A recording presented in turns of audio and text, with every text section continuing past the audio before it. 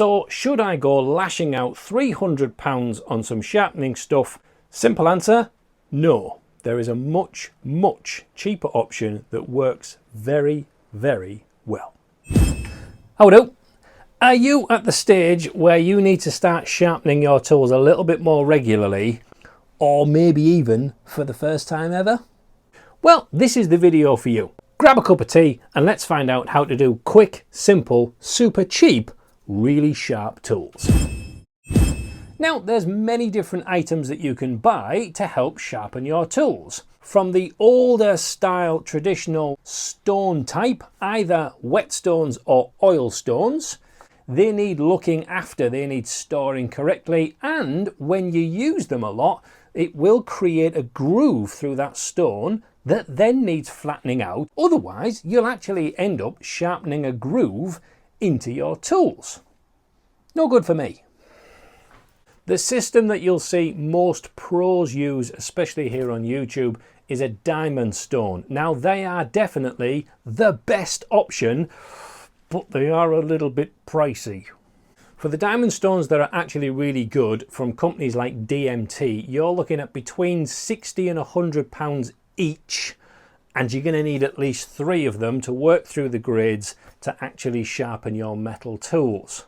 That for me feels like a heck of an investment, which if you spend all day, every day in your workshop and you're sharpening your tools every single day, without question, a diamond plate is going to be the best way to go. But let's be honest, do you spend all day, every day in your workshop sharpening tools? Now you might say, but Chris, I've seen diamond sharpening plates for as little as £6. Yeah, these things? Don't touch them. Well, actually, they have their use, and I'll show you why in a minute. So, should I go lashing out £300 on some sharpening stuff that, again, if you don't look after, can go rusty, and then you need to throw them in the bin? Simple answer, no. There is a much, much cheaper option that works very, very well. And it is ridiculously called the Scary Sharp system. Basically, it's a posh version of using different grades of sandpaper to polish up your metal. However, this stuff is tough and purpose-made and works like a charm. Now, the numbering system for this micro finishing film actually works backwards. Instead of a grit that goes up in number, this goes down. So the most coarse? Is that good English? I suspect not. The roughest is 40 microns, then we're going to go down to 30 microns, then 9 microns, and then this stuff doesn't even have a number, it's so low. This is a micro lapping film. This is where the real good polishing stuff happens on here. So this is my full sharpening kit. Let's start with a big solid flat surface. Go to the kitchen section of your local supermarket and grab a stone/marble chopping board. You can get them for 10 quid, but perfectly flat. Onto this, we will be sticking the different grades, and I'll show you exactly how I'm going to do that in a minute. This is a honing guide. You can see this has had a fair bit of use. This will hold chisels and plane blades at exactly the right angle to make it very consistent. I know all the pros quite often do this freehand. That's because they do it every day and their hands know exactly how to position the blade. You don't need to do that, and it's no better if you can or you can't. A honing guide just makes it super simple and really consistent. Now, along with speed of use for the honing guide, I have this block with a couple of lumps on it. We'll show you what that's for in a minute. Super rough diamond-ish plate. This is window cleaner. Any brand will do. You absolutely need window cleaner in your workshop. And I never clean any windows in my workshop. Okay, so this is supposed to be really cheap compared to diamond plates. So this is a refill pack that I bought from Workshop Heaven. Not sponsored, just a fantastic UK company that I buy some stock from. And in this pack are the 4 different grades that we've seen, and there's 2 sheets of each, and that is £30 for that set of 8 sheets of paper, which sounds like quite a lot for posh sandpaper, doesn't it? Except we're going to make this last for a very, very long time.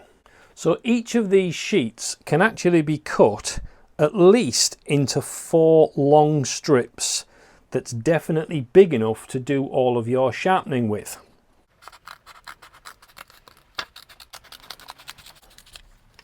But there are now 8 sets of sharpening papers. Now from experience I can tell you that 8 packs of sharpening stages will last for 18 months to 2 years at least, depending on how often you sharpen your tools. That's quite a lot for 30 quid, isn't it? So I can now take 1 of each. The rest can just go into storage. I do like having things in stock. So now what we've got to do is try and take the backing off, and as with all things that have a backing, it's not always the easiest things to do. Lovely. The stick on here is a pressure stick. Okay, so the harder you push it down, the more it's going to stick. And we need to make sure that when we put this on, it doesn't have any air bubbles in it at all. So again, just kind of run that smooth, make sure it's done.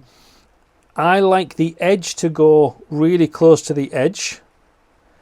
And I'm going to, very gently with my fingers, just make sure that I'm not getting any bobbles as I roll through in sections here. Just making sure everything's running flat right to the very end. And there we are, it's stuck on. Now you'll see that that's not stuck perfectly. They're not bobbled, it's just not pressured down yet. So all I do is take a roll of masking tape so that I don't wear out my thumb and just roll it backwards and forwards. And you'll find that all of those little sections flatten off and really start to stick down and glue in properly. And obviously as soon as you start using this, it's going to push it down even more and make it even more stickier. Now hang around at the end and I'll show you some little tips for taking this stuff off for replacing for the next set once you've used it all. There we go, all nicely stuck on, making sure that we've gone down in numbers as we've worked our way down to make sure that we've got the grits in the right order. So that's the equipment that I use, and I highly recommend you do the same. But whichever equipment you've got, the sharpening technique can actually be exactly the same. Now, one of the reasons why people think it takes a very long time to sharpen a chisel is because they're trying to do the entire blade edge all at the same time. But you'll notice on my blades that that doesn't happen. I only sharpen half. You can see on the chisel there's a sharp shiny section and a dull bit. Same thing on the plain blade as well. That dull section is called a secondary bevel, and that's what allows us to sharpen the actual blade edge really, really quickly rather than having to do the entire lot. And this is where my block of wood comes in. So these 2 sections that I've got here, the one that's further away is about 40mm from the edge. This one is a little bit closer, about 30mm.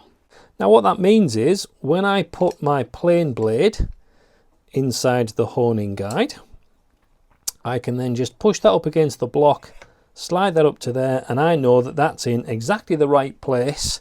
That's going to give me about 25 degrees for when I hold that on and pull back, and that's going to polish up my leading edge beautifully. This secondary block that makes the blade go further out gives me a shallower angle and actually keeps the very tip off the floor, meaning I can go and do that back section really rough just to get it out the way. So instead of having, say, the plain blade going up there and then that cutting edge moving like that, I don't need to polish all of that leading edge. If I have a secondary bevel like that, I only need to polish this small section here, which is much, much quicker than the whole lot. So this secondary bevel is where this rubbish diamond stuff is going to come into play. So with a little spray of liquid on there and on the diamond as well, that helps it to just stick firm. And all I'm going to do is just run that backwards and forwards, just making sure it's fairly even. This doesn't need to be precise at all. Okay, so you can see there that rough section, we've got it closer up towards the leading edge. And don't forget that that rough, you can see all the scratches on there, that this was supposed to be fine grade. Nowhere near. So now we can actually sharpen the leading edge. So we're going to reset this distance on our block again. So a little lubricating with the window cleaner. Don't use this stuff dry. Now the big difference between using this stuff and using a diamond plate is you can't go in both directions. As soon as you push, it will dig in and it'll tear this stuff up, and then it's useless and you've got to replace it. So we're always needing to pull as we go through. So starting with the coarse grit, even level on both sides. 1, 2, 3, 4. And then with my plain blades, I like to go a push on that side and a push on that side. It just gets those corners out of the way on the wood by doing that. Then I'm going to move on, do the same thing on here. 1, 2, 3, 4, and then 1 on there, 1 on there, down again. 1, 2, 3, 4, 1 on that side, 1 on that side. And then the final one, you'll barely feel any resistance on this at all. 1, 2, 3, 4, 1, 2. And that creates a polished edge that will pretty much cut anything. Now every so often you might need to just go along the back, but this doesn't need doing every time at all. So just 2 fingers on the edge bit, and I like to just kind of wiggle it around on that edge, then move down a little bit, and again. And the last one.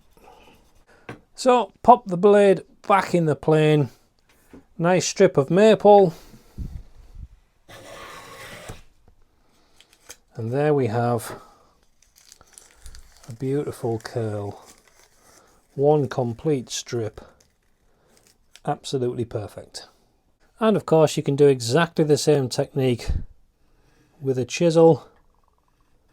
So with no effort at all, we can just push through maple, creating beautiful curves and curls.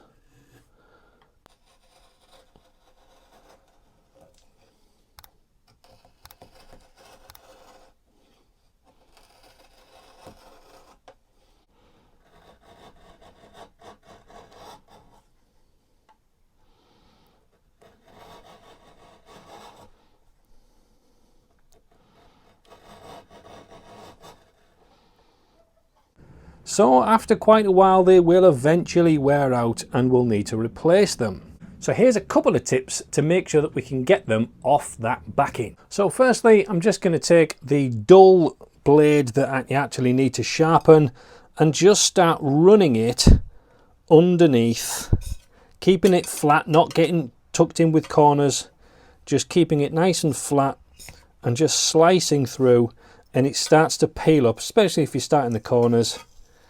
It can peel most of that up, and it might leave some of the sticky stuff left on the surface. Don't worry about that. There we go. Once you've got it going, it does just pull up.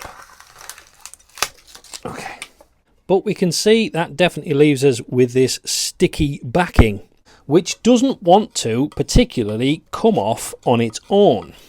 So again, this is where our trusty window cleaner comes into play. Give all of that substance a good soak and just let it sink for a little while. That will soften up all the glue that's in there, and then we can start going in, and you just find it starts to peel up really easily.